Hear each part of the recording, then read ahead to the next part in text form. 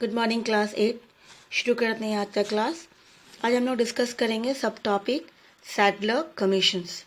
इसके पहले हम लोग ने हंटर कमीशन डिस्कस किया था, तो आज हम सैडलर कमीशंस के बारे में डिस्कस करेंगे।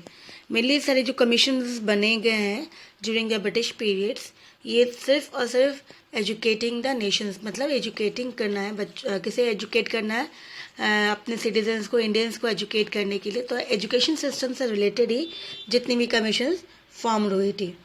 तो यहाँ पे आज हम लोग सैडलर कमीशंस के बारे में डिस्कस करेंगे कि इस कमीशंस में एजुकेशन के ऊपर क्या रूल्स बनाई और इन्होंने क्या सबमिट की ब्रिटिश गवर्नमेंट को। सो द सैडलर कमीशन जो फॉर्म्ड हुआ था, मेनली जो भी कमीशन फॉर्म्ड होते हैं वो कमीशंस के जो हेड होते हैं उसके अकॉर्डिंग उनके हेड जो भी, जैसे यहाँ पे सर माइकल्स सैडलर थे तो उनके नाम से ही सैडलर कमीशन फॉर्म्ड हो गए। सो इसी तरह से जो पहला था हमने हंटर कमीशन पर देखा था कि वहाँ पे जो प्राइमरी एजुकेशन में इम्पोर्टेंस दिया था कि प्राइमरी एजुकेशन को हमें इम्प्रूव करना है। तो नेक्स्ट स्टेप था कि प्राइमरी के बाद आता सेकेंडरी एजुकेशन होते हैं। तो इसी तरह से यहाँ पे कैलकाटा यूनिवर्सिटी कमीशन अपॉइंट किया गया 1917 में। चेयरमैनशिप जो थे under the chairmanship of sir Michael Sadler, उनके अंडर में ये कमीशन फॉर्म किया गया। Now the commission was went into the questions of secondary educations। तो इस कमीशन का मेन इंपॉर्टेंट काम क्या था, टास्क था दैट सेकेंडरी एजुकेशन को कैसे जो है डेवलप करे, उसमें क्या क्या इम्प्रूवमेंट करना है इस सेकेंडरी एजुकेशन के अंदर, और कितनी एसेंशियल्स इंपॉर्टेंट टॉपिक डिस्कस करनी है, तो इस तरह से एजुकेशन सिस्टम के अंदर इम्प्रूव करनी है। ये सभी इस चीज़ों में डिस्कस किया गया। Now the commission made the following important recommendations। तो इस कमीशन ने कुछ रिकमेंडेशंस भी हाईलाइट किया कि इस रिकमेंडेशंस को हमें फॉलो करना चाहिए, उससे एजुकेशन सिस्टम जो है सेकेंडरी लेवल जो है वो इम्प्रूव्ड होगा। तो after matriculation, after 10th class, mostly matric से पहले मैट्रिकुलेशन के नाम से कहा जाता था, तो after 10th class student has to pass an intermediate examination from the intermediate college. तो यहाँ पे उन्होंने फिर बताया कि क्लास 10th के बाद, जैसे आज हम लोग बोलते हैं +2, तो इसी तरह से यहाँ पे कहा गया कि 10th के पास जो +2 लेवल है उसे इंटरमीडिएट कहा जाता था, इंटरमीडिएट कॉलेज के नाम से कहा जाता था। तो वो इंटरमीडिएट एग्जामिनेशंस को पास करना पड़ेगा किसके, कौन सी, दैट वाज बोर्ड जो है इंटरमीडिएट कॉलेज, वो उनके साथ लिंक रहेंगे। और विद द हेल्प ऑफ, आप आर्ट्स लेना चाहते हैं, साइंस लेना चाहते हो, मेडिसिन लेना चाहते हैं, इसके अकॉर्डिंग आपको चूज़ करनी पड़ेगी कि आप कौन सी एजुकेशन लाइन में जाना चाहते हैं, इंजीनियरिंग है या टीचिंग है, दैट इज डिपेंड ऑन। तो इसी तरह से the college where to be on it's that was important institute कि वो अटैच रहेंगे। इनको कहा गया कॉलेजेस जो भी है वहाँ पे आइदर वो इंडिविजुअल या फिर वो कोई किसी स्कूल से, हाई स्कूल से अटैच रहेंगे, ताकि वो जो भी वो स्कूल्स और कॉलेजेस रन करेंगे ये शुड बी एफिलेटेड, गवर्नमेंट्स के अंडर होना चाहिए। सिलेक्टेड हाई स्कूल्स बहुत सारे हैं, उससे अटैच रहे। फिर dividing line between the universities and secondary course, ये भी इम्पोर्टेंट उन्होंने हाईलाइट किया कि जो लाइनिंग्स है यूनिवर्सिटीज़ में और सेकेंडरी एजुकेशन के कोर्स में बहुत डिफरेंसेस आता है। तो ये जो लाइन है यहाँ पे उन्होंने कहा ये प्रॉपरली ड्रॉ करनी पड़ेगी एट द इंटरमीडिएट एग्जामिनेशंस में। उन्हें पता चलना चाहिए कि मेट्रिकुलेशन एग्ज़ाम्स, उसके बाद +2, तो उसके बाद जो यूनिवर्सिटीज़ में जाएंगे तो उसमें जो मार्किंग है, जो लेवल्स है वो अलग अलग है।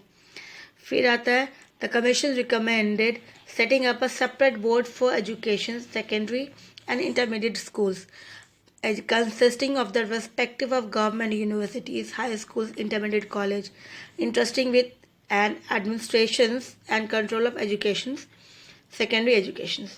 तो साथ इन्होंने ये भी यहाँ पे क्लियर कर दिया कि जो बोर्ड है वो सेपरेट होनी चाहिए for that was 10th class, 12th class and that was higher education के लिए, कॉलेज के लिए। तो ये कंट्रोल जो है सेकेंडरी एजुकेशन जो है कंट्रोल जो करेंगे इनके ऊपर निर्भर है, इस तरह से, लेकिन अलग अलग बोर्ड्स होनी चाहिए। फिर आता है the duration of degree classes, वो उन्होंने लिमिट कर दी कि it should be 3 years course होना चाहिए, और साथ में ऑनर्स कोर्स भी है तो वो भी अलग होगी, और रेगुलर कोर्सेस, पास कोर्स, वो भी अलग हो जाएगा। फिर आता है autonomous institute, where to be given more encouragement. Autonomous means private schools जिस तरह से रन हो रही है आज, तो उसी तरह से गवर्नमेंट्स तो चला रही है, इसके साथ अगर कोई अपनी खुद की इंस्टीट्यूट रन करना चाहते हैं, दैट वाज कॉल्ड ऑटोनोमियस, जहाँ पे वो, तो इसी तरह से वो भी इनकरेज करना पड़ेगा, उनको इनकरेज करना चाहिए। फिर next, centralised residential teaching. Centralised residential teaching universities, उसे भी इनकरेज किया जाए कि एक यूनिवर्सिटीज़ है, वहाँ पे बच्चे रह भी सकते हैं, पढ़ाई भी कर सकते हैं, एंड उसे भी ऑटोनोमस फैसिलिटीज़ देना चाहिए ताकि वो अपने डे टू डे वर्क जो है वो खुद डिसाइड करे, उसे किसी पे डिपेंड नहीं होना चाहिए। इस तरह से इसके लिए भी उन्होंने इनकरेजमेंट के लिए कहा। फिर वुमेंस एजुकेशन सिस्टम्स को उन्होंने इनकरेज करने के लिए बहुत बड़ी स्टेप्स उन्होंने कहा, इट शुड बी हाईलाइट करना चाहिए कि वुमेंस को एजुकेट करने के लिए, तो उन्होंने special board of women's education system बनाया गया इन कैलकाटा यूनिवर्सिटीज़ में। तो वुमेंस के एजुकेशन के लिए उन्होंने स्पेशल बोर्ड बनाई। फिर beside many other facilities that would help more and more women's, तो इससे क्या हो जाएगा, जो लोग मोस्टली नैरो माइंडेड होते थे कि वुमेंस को एजुकेशन के लिए बाहर नहीं भेजना है, प्रॉब्लम्स होती है दैट को एजुकेशन सिस्टम से, तो इस तरह वहाँ पे वुमेंस जो है अब इजीली वहाँ एक्सक्यूजेस नहीं रहेगा, वो स्कूल्स में, कॉलेजेस में, यूनिवर्सिटीज़ में भी जा सकती है। तो इसीलिए इस चीज़ों को उन्होंने ज़्यादा फोकस किया कि वुमेंस के लिए भी एजुकेट सिस्टम जो है थोड़ा सा इम्प्रूव किया जाए। फिर provisions of facilities to be made for training teachers also, कि जो टीचर्स ट्रेन हैं, जो टीचिंग कर रहे हैं, जो पढ़ा रहे हैं बच्चों को, उन्हें भी थोड़ा ट्रेन करना चाहिए। And setting up a department of education and universities of Calcutta and Dhaka, तो इसी तरह से इन्होंने अलग अलग सेटिंग बना दी, department of education system, universities of Calcutta and Dhaka. फिर द गवर्नमेंट ऑफ इंडिया, उन्होंने क्या किया, एक्ट जो 1919 में बनाया था, गवर्नमेंट ऑफ इंडियन एक्ट, इन्होंने ट्रांसफ़र कर दिया डिपार्टमेंट ऑफ एजुकेशन जो थे, ये पहले जो मोस्टली कंट्रोल कर रहा था ये डिपार्टमेंट, तो इसी तरह से department of education to the control of popular ministers के अंडर में इन्होंने कंट्रोल कर दिया। तो ये with the help of act, जो एक्ट पास किया the government of Indian act के अकॉर्डिंग 1919 में, तो डिपार्टमेंट ऑफ एजुकेशन सिस्टम जो कंट्रोल कर रहा था ये डिपार्टमेंट, अब ये कंट्रोल कौन करेगा, मिनिस्टर्स करेंगे अलग अलग वेरियस प्रोविंसेस के अंदर, but the ministers had limited powers, लेकिन मिनिस्टर्स के पास जो है पावर वो लिमिटेड है, और इसी तरह से and this could not contribute much to the progress of education, तो देखा गया कि इसमें एजुकेशन सिस्टम में ज़्यादा प्रोग्रेस वो नहीं कर पाए क्योंकि वहाँ पे उनकी पावर जो था लिमिट्स कर दिया गया था इसके लिए। अब आता है नेक्स्ट, वैसे ही एक और recommendation were given by Charles Wood, तो उन्होंने जो बनाया, तो इसी तरह से वुड डिस्पैच, उनके नाम से ही ये dispatch as a Wood dispatch के नाम से ये पॉपुलर हो गया। तो एक्चुअली ये है क्या, इन्होंने भी रिकमेंडेशंस और इन्होंने बहुत कुछ किया, इवन ये था उनका लास्ट फाइनल फीस, ब्रिटिशर्स का देखा जाए कि लास्ट फाइनल फीस था, और इसके बाद उन्होंने स्टेप जो भी थी इम्प्लीमेंटेशन एजुकेशन में उन्होंने इम्प्लीमेंट किया। तो द ईस्ट इंडिया कंपनी में मेनली देखा गया था कि हमेशा वो अपने रूल्स एंड रेगुलेशंस को एवरी 20 ईयर्स में रिन्यू करते थे, तो इससे ज़्यादा उन्होंने रिन्यू के चार्टर्स जो भी बनाया था उन्होंने, उसमें उन्होंने कुछ चेंजेस किया, ऑब्वियसली डेवलपमेंट के अकॉर्डिंग करना चाहिए, तो उन्होंने एवरी 20 ईयर्स में वो चार्टर्स में कुछ ना कुछ चेंजेस करते थे, knew it makes again new. तो रिन्यूइंग चार्टर्स जो थे 1853 में किया गया था, तो द ब्रिटिश, तो बिफोर रिन्यूइंग द चार्टर्स इन 1853 में, उससे पहले इस चार्टर्स को उससे पहले जो किया था, बस अब 1853 में उनको वापस करना था। तो पार्लियामेंट में क्या हुआ कि द कंसिड सिलेक्टेड कमिटीज़ को उन्होंने बनाया, और उस कमिटीज़ को इंक्वायरी के लिए बनाया गया ताकि वो फाइंड आउट करे the progress of Indian education को, किस तरह से इंडियंस के एजुकेशन को प्रोग्रेस किया जाए, और उसके साथ कुछ रिफॉर्म्स भी सजेस्ट किया जाए। तो इस पार्लियामेंट में सेलेक्टेड कमिटीज़ फॉर्म किया, और कमिटीज़ का काम था कि फाइंड आउट द इंक्वायरी करे कि इंडियन एजुकेशन सिस्टम्स को प्रोग्रेस कैसे करे, और साथ साथ सजेशंस भी दिया जाए। सो इन 1854 में, तो 1853 में रिन्यू करने से पहले उन्होंने कमेटी फॉर्म कर दी कि कमेटी जो है first of all find out कि क्या करना है, कैसे सॉल्व करना है, इस प्रॉब्लम्स के सॉल्यूशंस क्या क्या हो सकती है। So the East India company send an educational dispatch to India. तो ईस्ट इंडिया कंपनी ने एक कमिटी जो थे टीम वर्क को उन्होंने डिस्पैच इंडिया में भेजा and it was been called as a Charles dispatch. तो इसी तरह से उनका हेड जो था सर चार्ल्स वुड थे, तो इसी तरह से उसको नाम दे दिया गया कि Wood dispatch. Now sir Charles Wood जो थे वो प्रेसिडेंट थे board of control of the East India company के। EIC means east India company, ठीक है। तो यहाँ पे ईस्ट इंडिया कंपनी के चार्ल्स वुड जो थे वो प्रेसिडेंट थे बोर्ड ऑफ कंट्रोल के। तो Charles Wood the president of control board of control के, इन्होंने इम्पॉर्टेंट इफेक्ट्स क्या दिखाया इंग्लिश को स्प्रेड करने के लिए, साथ साथ इन्होंने अपना जो इम्पोर्टेंट वर्क जो दिया गया था इन्होंने बहुत ही अच्छे से उसे फुलफिल की।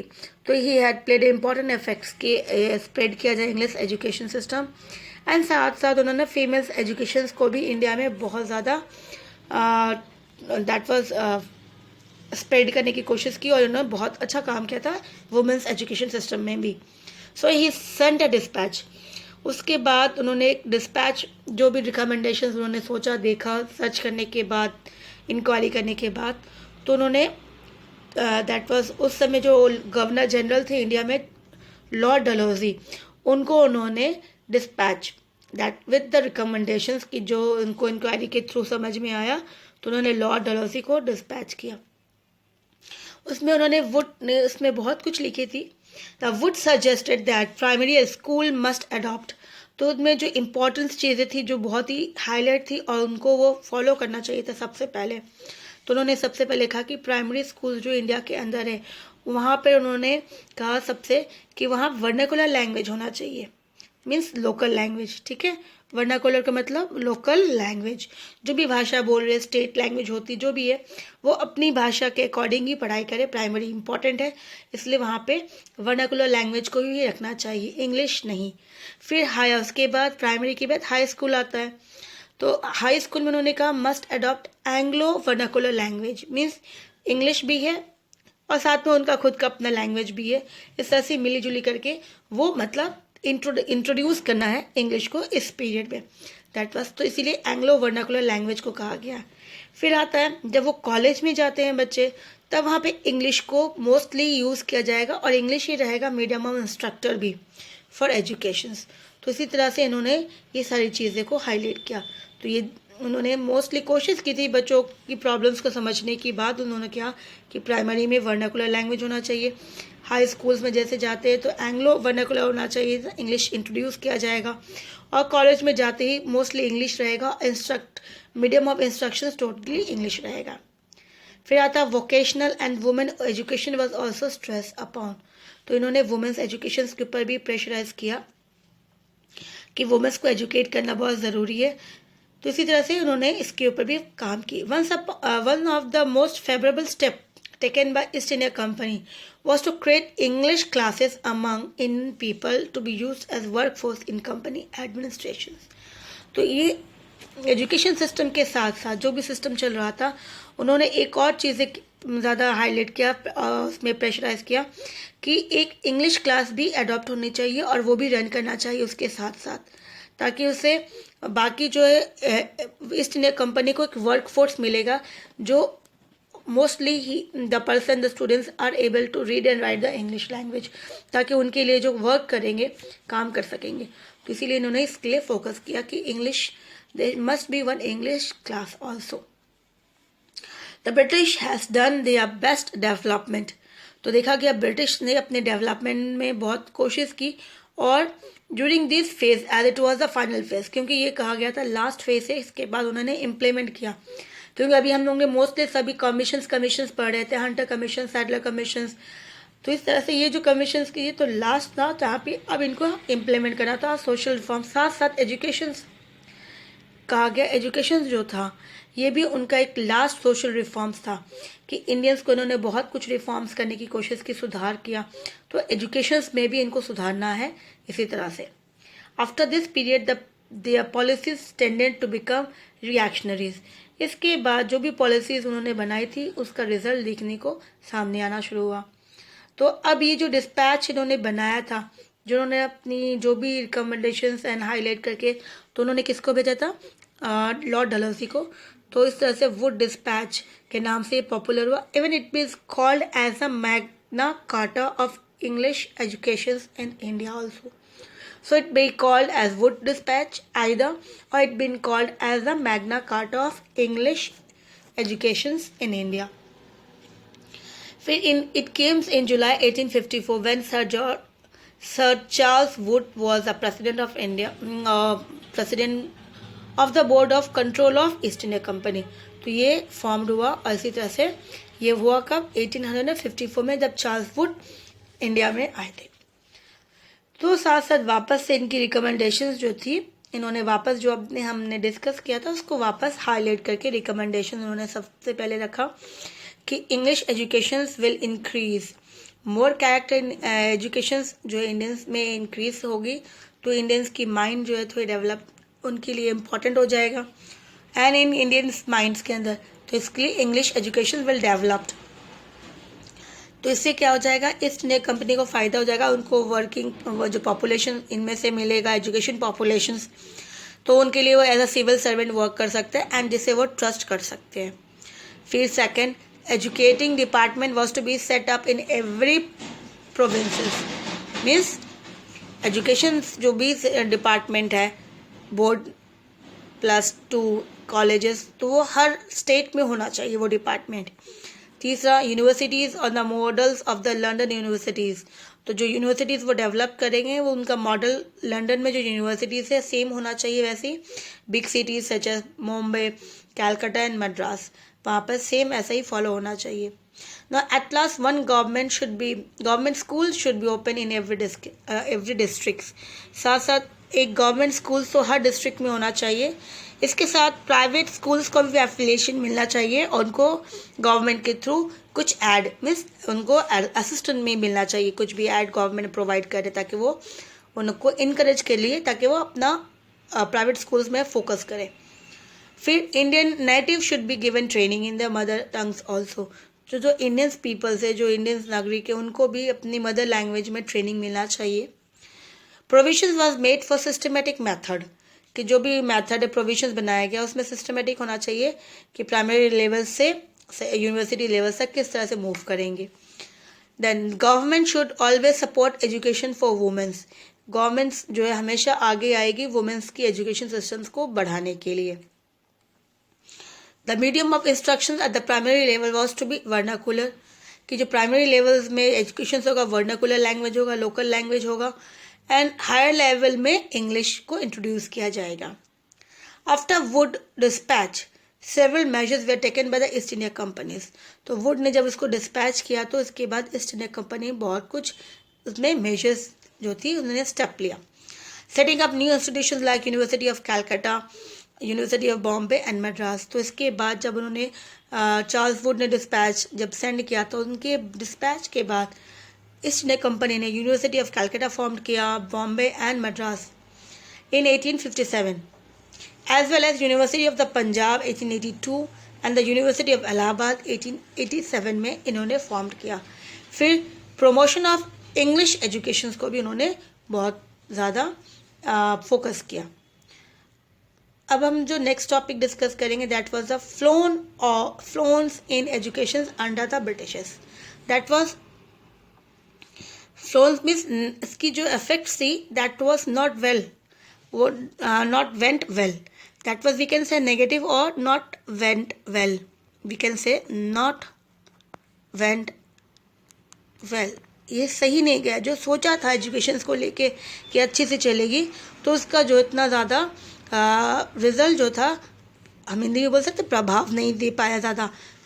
It was not given more impact. So there are many flaws in the education systems went under the British.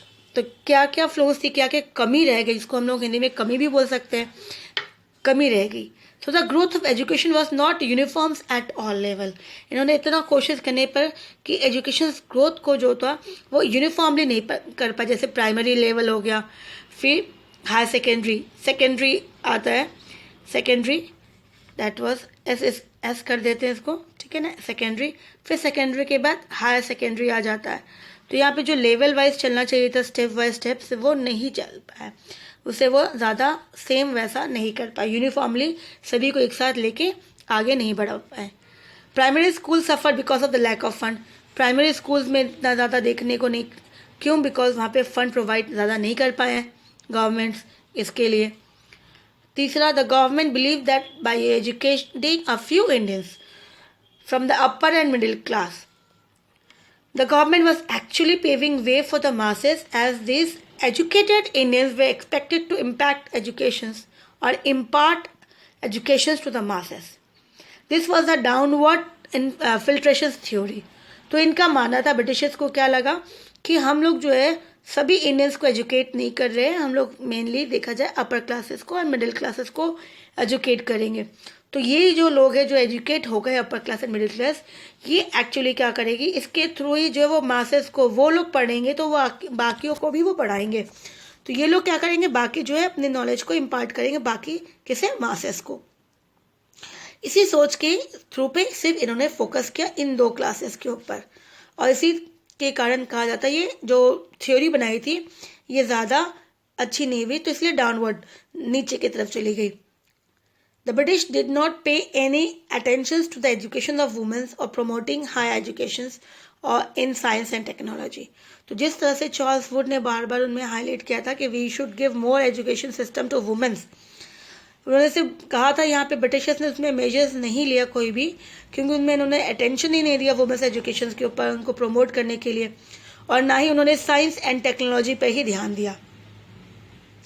उन्होंने सिर्फ इतना ही किया जो उनको नीडेड था, कि उनको वर्किंग फोर्स चाहिए था जो एजुकेटेड हो, उसके अकॉर्डिंग उन्होंने काम किया। तो यहाँ पे देखा गया मास एजुकेशन जो था वो नेगलेक्ट था, लोगों को पढ़ाना, मोस्टली सिर्फ कुछ लोगों को पढ़ाने से कुछ नहीं होता, पूरी सोसाइटी को पढ़ाना है, पूरे लोगों को पढ़ाना है, एजुकेट करना है, तब जाता है वो। तो यहाँ पे मास एजुकेशन जो था वो नेगलेक्ट था। The vast masses remain illiterate while the spread of education was limited to the middle and upper middle classes. तो यहाँ पे क्या बताया गया कि जो मेनली हमारी जनता थी, जो ज़्यादा से ज़्यादा पॉपुलेशन थी, वो क्या अनपढ़ रह गई, उनके ऊपर ध्यान ही नहीं दिया गया, वो इलिटरेट रह गए, और सिर्फ कुछ लोग मिडिल क्लास है नहीं या फिर अपर मिडिल क्लासेस, ये लोग ही पढ़ाई करें, और इन्हीं पर ही ब्रिटिशर्स ने फोकस किया। वंस अगेन क्यों फोकस किया, बिकॉज कि उनसे उनको क्या मिलेगा, वर्कफोर्स मिलेगा, जिससे वो उनसे काम करवा सके, इसीलिए। और बाकी इनके ऊपर छोड़ दिया कि ये पढ़ेंगे तो बाकी अपने पॉपुलेशन को खुद एजुकेट कर लेंगे, इसीलिए। फिर scientific and technical education system जो था, इसके ऊपर कभी भी इन्होंने फोकस नहीं किया, ज़्यादा हाईलाइट नहीं किया, इसके ऊपर डेवलपमेंट करने की सोची भी नहीं, वो एग्जिस्ट ही क्या, वॉज वर्चुअली नॉट एग्जिस्टिंग। सिर्फ अगर बोला गया है, सोचा गया है, लेकिन उसके ऊपर कभी काम नहीं किया गया। तो इसी तरह से ये था, that was the we can say negative effects of British also in the education system, ये भी बोल सकते हैं हम लोग। तो ये कमी थी ब्रिटिशर्स की, जितना उन्होंने बोला कि एजुकेशन सिस्टम को बहुत ज़्यादा एजुकेट करेंगे, सिविलाइज करेंगे नेटिव को, या फिर एजुकेटिंग द नेशंस करेंगे, लेकिन उतना ज़्यादा प्रभावशाली नहीं था। ठीक है, तो अब हम लोग जो है नेक्स्ट टॉपिक है हमारा रिफॉर्म्स एज एजुकेटर्स, ये हम लोग नेक्स्ट क्लास में डिस्कस करेंगे। तो ये रह जाएगा हमारा, तब ये लास्ट टॉपिक रह जाएगा। ठीक है, तो हम लोग ये नेक्स्ट क्लास में करेंगे। Thank you.